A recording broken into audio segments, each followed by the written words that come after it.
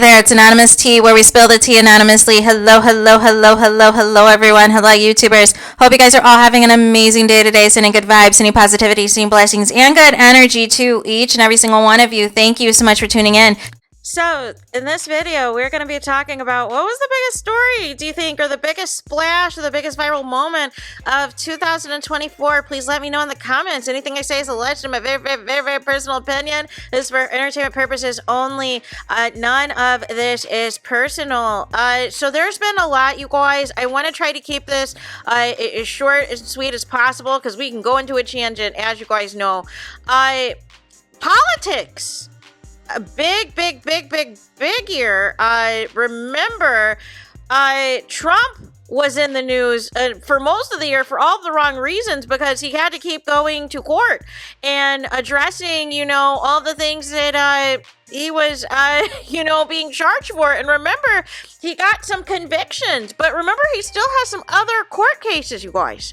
Still has some other court cases, and, got convicted of what, 34 counts, you guys?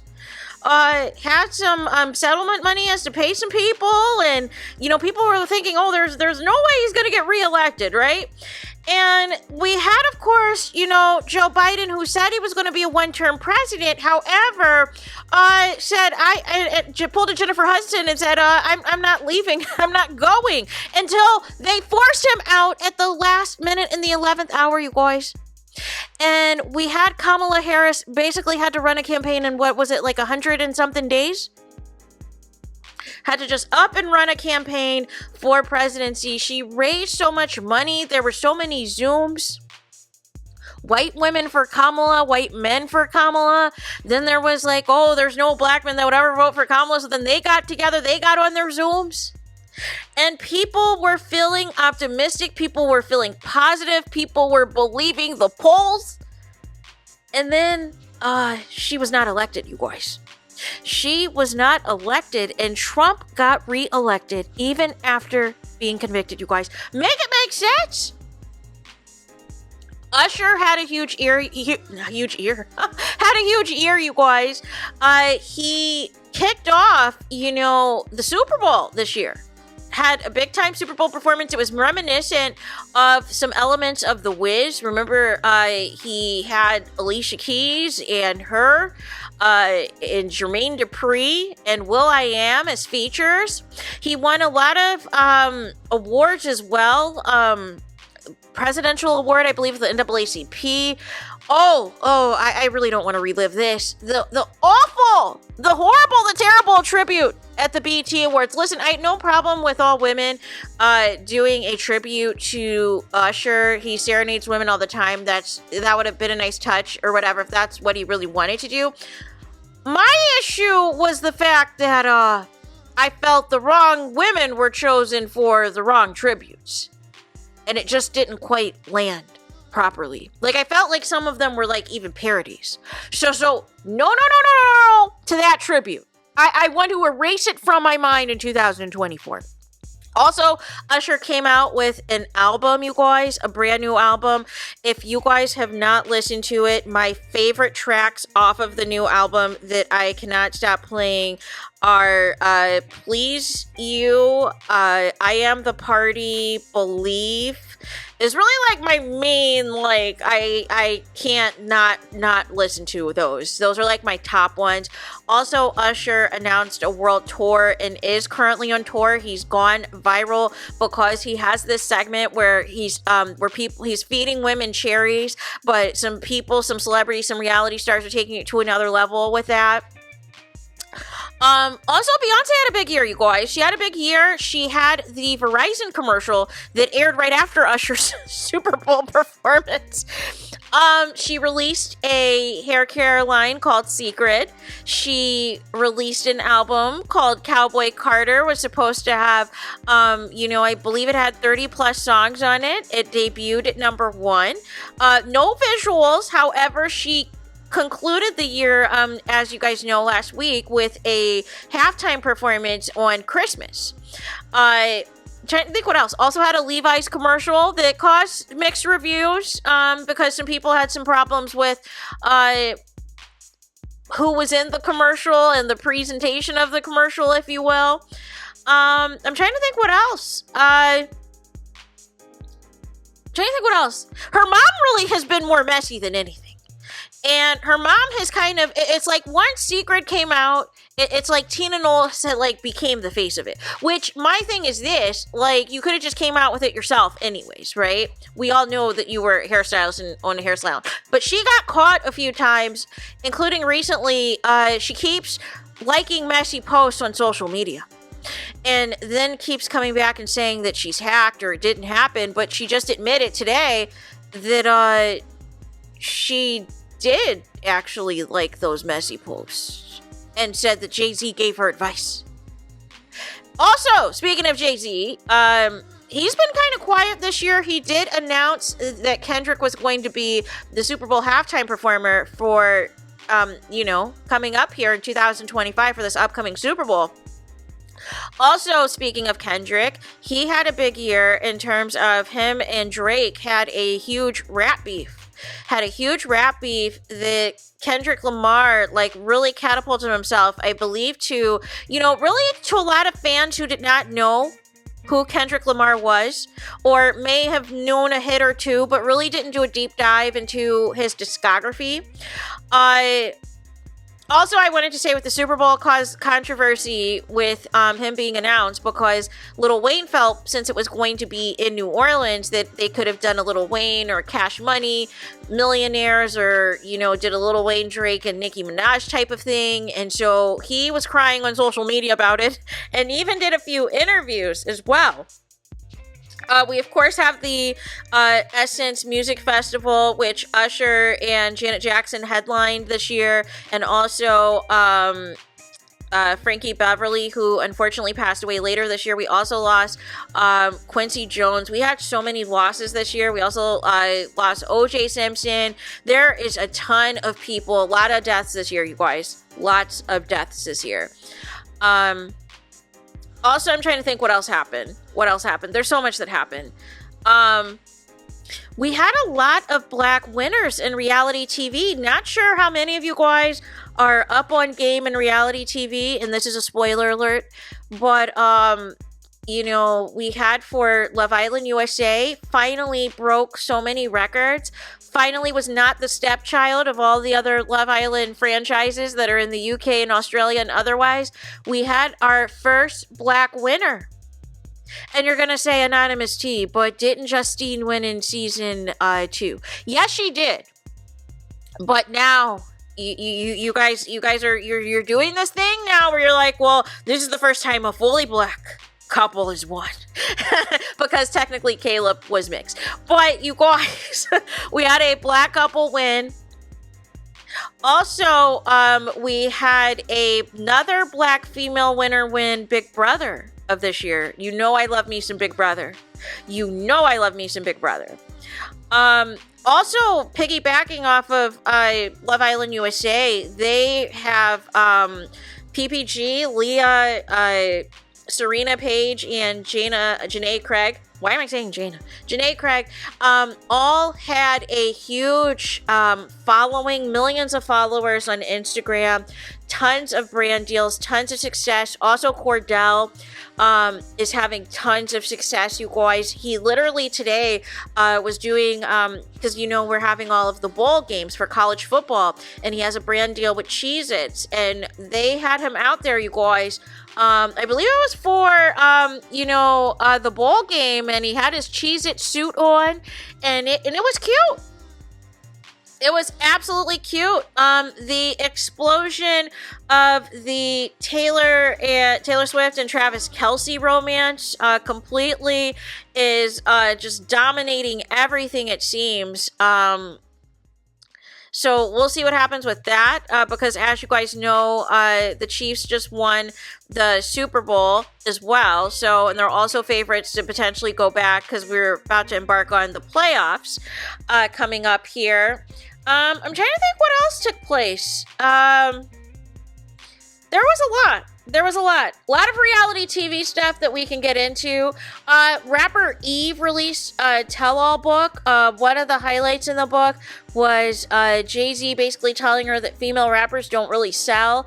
And also, Janet Jackson has a little go-to, apparently, a little recovery kit that she takes with her to these industry events, because apparently somebody was trying to roofie Eve at a VMAs after party, I believe, and it was Janet Jackson that helped her, that had the right, cocktail, if you will, to make sure that Eve was back to tip-top shape in no time.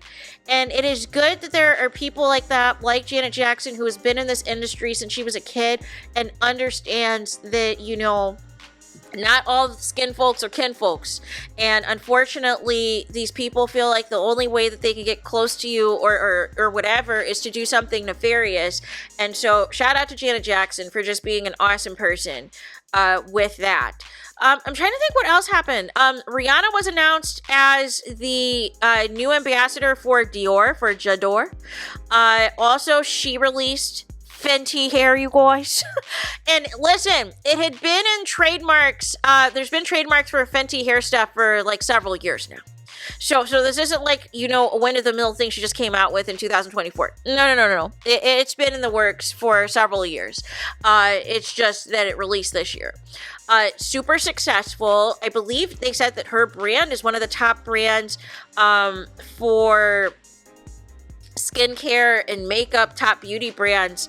She's just breaking so many records as it pertains to Fenty Beauty, Fenty Hair, Fenty Skin, and everything else, and whatever else she wants to do with the Fenty empire. I'm trying to think what else took place. I'm trying to run through, because it's been a huge year, you guys. When it's all said and done, it's really been a huge year. Oh, the first black couple won Dancing with the Stars. Also, speaking of reality TV winners, although I really didn't watch too much this season, I do know Phaedra Parks was on there from Real Housewives of Atlanta, but I really didn't watch too much of it. The Traitors really is taking off. This season, had Phaedra on there. She made a lot of waves, but they were racking up the awards, you guys, at the, different award ceremonies. They really made a splash with Traitors. I still argue that I still feel that part of the magic of Traitors is having regular people. I feel like you should have a celebrity season, but you should also have a season of regular contestants, because regular contestants who are going to do anything to try to get to this money is exciting and exhilarating television. Reality TV stars, it's different, because it's some of them are in character, and some of them are desperation mode to try to parlay this into something else. Speaking of Real Housewives, Candace from Real Housewives of Potomac left the show and has since had a newborn baby boy. On the other side of things, Karen Huger did not have a good year. She had a DUI and for whatever reason did not want to take the plea deal, and basically decided to fight it, and they found her guilty. So her sentencing is going to come in January, and the body cam footage that got released is not in her favor, you guys. Is not in her favor at all. I just, for drunk driving, I'm just not about it, you guys. I'm not about it either, you guys. You could really, KILL yourself or somebody else. A big thing, which I'm getting to, also Power Book 2 has concluded this year, you guys. Power Book 2 Ghost. I believe there's still going to be another season of Tommy's show, Power Book Force. And I know 50 Cent has a huge production deal. He just bought a big studio, and I think is going to do some other, I believe he's going to have another show that's going to come out that's going to star, I want to say, Taraji P. Henson. Yeah, I still have to finish Power Book Ghost. It's just been so much. I've been so busy. I'm trying to think what else. Oh, Diddy. Diddy. How could I forget Diddy? I didn't forget. I was just trying to, think of other stuff that took place. Diddy. Now, there had been rumors of all types of things, right? All types of things going on. And finally, things came ahead with that Cassie lawsuit. And ultimately, it was already filed in the past, but she could not come to an agreement to a settlement with Diddy until something happened in which some details finally became public. And then he literally settled within 24 hours, you guys.